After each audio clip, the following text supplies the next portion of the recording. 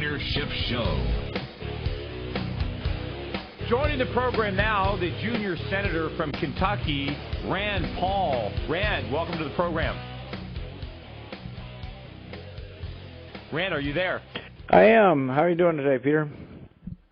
I am good. I'm good. So tell me about your plans with respect to the nomination of Janet Yellen, because as you know, I believe that of all the candidates that were on the president's short list, Janet Yellen was the least competent, and of course that's why the president picked her. But what are you planning on doing with respect to the confirmation hearing? We're going to do everything we can to stop her. I probably don't have the votes or the ability to stop her, but we will slow down the process as much as possible. We would like to say that we will get out of the way and allow the process to go faster if they will give us a vote on auditing the Fed. It's been held hostage in the Senate for 3 years now. It passed overwhelmingly in the House. Every Republican and 100 Democrats passed audit the Fed. I think the American people are behind it. It's a bipartisan bill, and there's no reason why we shouldn't get a vote in the Senate.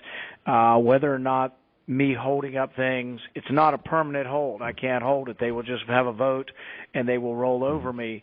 But I can make it more difficult for them to get her passed, and in doing so, maybe we can get a vote on audit the Fed, but we'll see.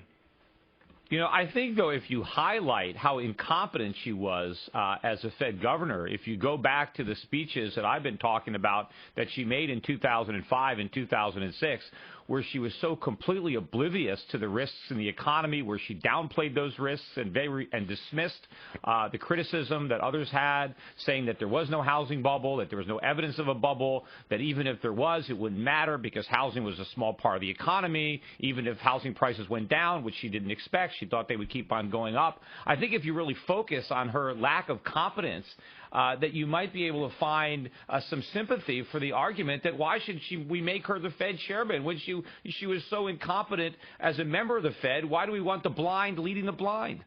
Well, Peter, you don't understand how they measure somebody who would be competent for the job. They look at it like this. If you were to be head of Apple Computers and you made a lot of iPods, you'd be a good CEO. If you're going to be head of the Fed and you can create lots of dollars, they think that that's a good prerequisite for the job. So the fact that, we have added $3 trillion to the Fed's asset sheets, they think that's good to create money. And so they just have a different perspective on this. So they're all loving Janet Yellen because they think she'll be somebody who will create inflation. They all want inflation now. So I think she'll be a disaster for the country. I think we're creating a new bubble in the stock market if we haven't already. I think the wealth that's gained in the stock market and the extra assets in banks are an illusion of wealth. And I think there will be a correction without ever truly getting out of the last recession. I'm afraid there could be another correction within a correction. So I think she'll be bad for the country, but I think there's probably 70 votes for her. So I don't want people to get the misconception that I can defeat her or stop her. I can temporarily derail and slow down the process, draw attention to the fact that the Fed audit's been held for 3 years and been held hostage by Harry Reid, but ultimately I probably cannot defeat her. Well, you should be able to at least get more Republicans on board. After all, if Republicans oppose big government, it's the Federal Reserve printing all this money that is financing the big government. You're exactly right. There will be. I think there's getting to be more Republicans coming forward, and I think that if I lead the charge on this, we can get more Republicans to oppose her nomination. So we will do everything we can, and I will try to stop it as long as I can, and I will try very hard to get audit the Fed. And I think there's an outside chance, if they're in a rush, that they will say, okay, we'll just give you a vote on audit the Fed. So, we are still pushing, and I just want people to know that every day and every way I am pushing for a vote on audit the Fed.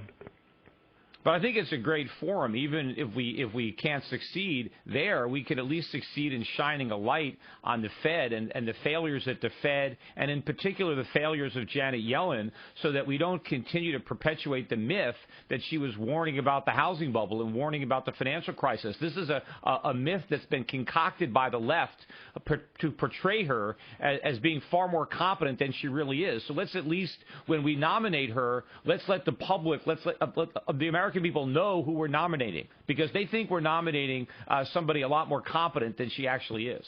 I think you're exactly right, and I think that if anything, she's going to be more in favor of inflation than Bernanke was, and that's saying a lot. So, no, I think we need to be worried. We need to be worried about, inflating another bubble in our economy that will ultimately lead to more repercussions. We also need to point out that the people who suffer in recessions are the working class, those on fixed income. Those are the people who are less able to absorb a recession or a change in a readjustment to malinvestment. So really, it should be the working class that comes forward and cries out, the Fed is really helping the wealthy become more wealthy and helping and unfortunately hurting the poor and the working class. I started calling it today trickle-down monetary policy. If you want to adopt that, I think you can, because it doesn't work. It just rains inflation on Main Street. I mean, you don't create economic wealth by enriching a few people on Wall Street with cheap money and expecting that to somehow benefit the broader economy. So we need to put an end to that myth. We need sound money, not trickle-down monetary policy. You're exactly right. So hopefully you can bring that cause on, and I think it will be good within the Republican Party itself as to highlight the incompetence of the Fed because the left basically hijacked the failures of 2008, and they're blaming it on capitalism, and that's why we need people like you to basically blame it on government. And what other institution is more culpable than the Federal Reserve? That's what caused these problems, not too much freedom. Right. And that's what was mistaken in the whole thing with the housing bubble is people didn't really recognize that it wasn't so much private banks, but it was the public banks, Federal Reserve, Fannie Mae, Freddie Mac that were the problem. And we're going to keep pushing on this, and we're not going to let it go easily. So we're going to put up a fight, and we're going to do everything we can to audit the Fed. And maybe I can come back on in a couple of days as we know a little more knowledge and give you some more information. Yeah, I'd love to have you back on. I appreciate you coming out today. I understand you got to run. You got a live vote coming up. So, Rand, again, thanks for coming on the show. I'm sorry I'm going to miss you when you come here to Connecticut next week. I'm going to be out in London. Otherwise, I would have been happy to host that fundraiser. Maybe the next time. Again, thanks for coming by. Rand Paul, junior senator from Kentucky, a good friend of the Peter Schiff Show, and probably the best senator that we have working for the cause of freedom, the Constitution, and sound money. Hopefully, Rand does ultimately run for president. And wouldn't it be something if he could win?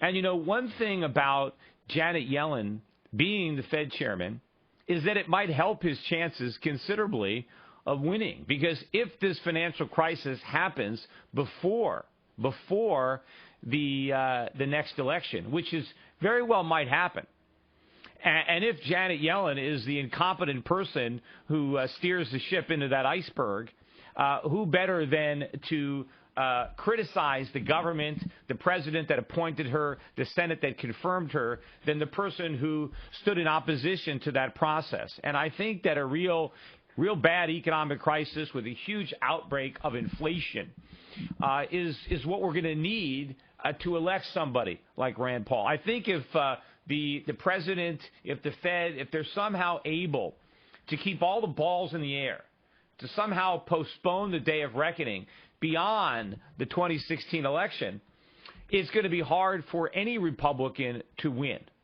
Given the dynamics of the electorate, given the overwhelming number of people who have been bought and paid for, who are living off of a government check, it's going to be very hard to outvote them unless there's a real game-changing event.